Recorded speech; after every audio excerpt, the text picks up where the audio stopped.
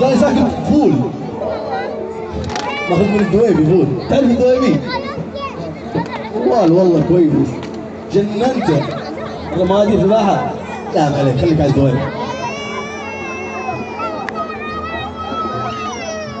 يلا.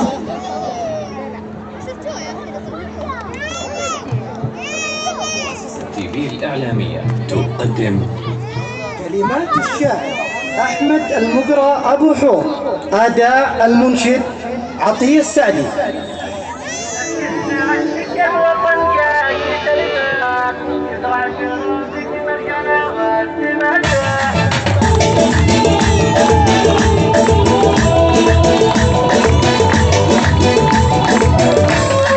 أبشر بعزك يا الوطن جاك سلمان، يزرع ترابك مرجله وسمته،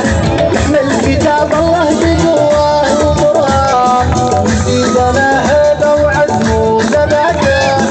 حنا رجال الجيش في كل ميدان، أبشر بنا ما حد حسب في حياته،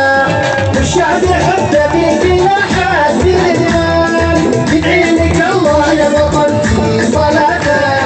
ولدها بالشعب واعي وبطران، على الغواشم ما نسوي سواته، كبيرنا يفتح من الراس دخان، والطفل من غية ما يلعصته،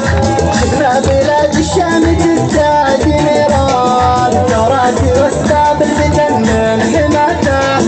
والمملكة تراثها حب وجدان، بداية الخطاط الأخبار غلته،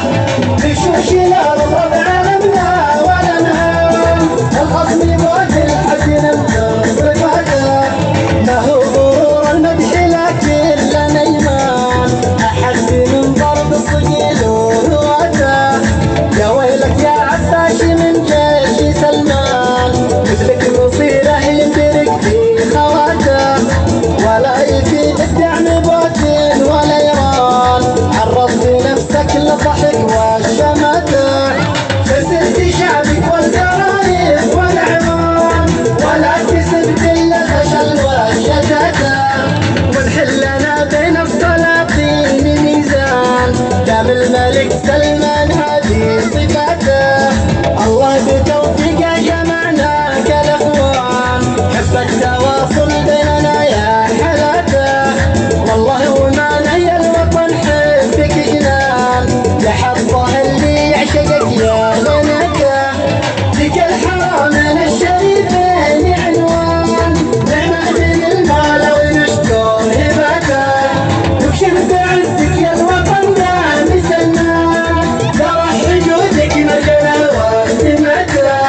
ابشر بعزك يا الوطن جاك سلمان، يزرع ترابك مرجله وسمته،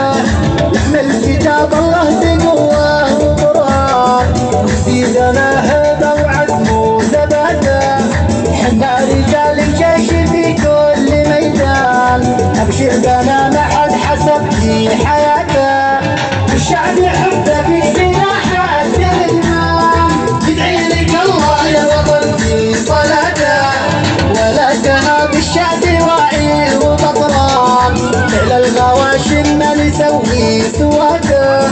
كبيرنا يفتح من الراس دخان، والطفل من غية ما يلعصته،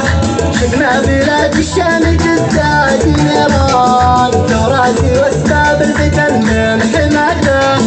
والمملكة تراثها حب وجدان، بداية الخطاط الأخبار غلته، بشوش الأرض بعالمنا والأنهار، الخصم يموت الحسن بصفاته، ما هو غرور المدح لكن لنا إيمان، أحد من ضرب الصقيل ورواته، يا ويلك يا عباس من جيش سلمان، مثلك مصيره يندرك في خواته، ولا يفيدك دعم بوتين ولا يران، عرضت نفسك للضحك والشماتة، خسرت شعبك والجرايم والعمان، ولا كسبت الا الفشل والشتاتة، ونحلنا بين السلاطين ميزان، دام الملك سلمان هذه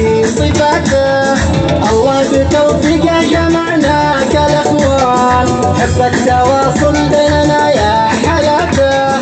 والله وما نهي الوطن حبك جنان، لحظه اللي يعشقك يا غناته،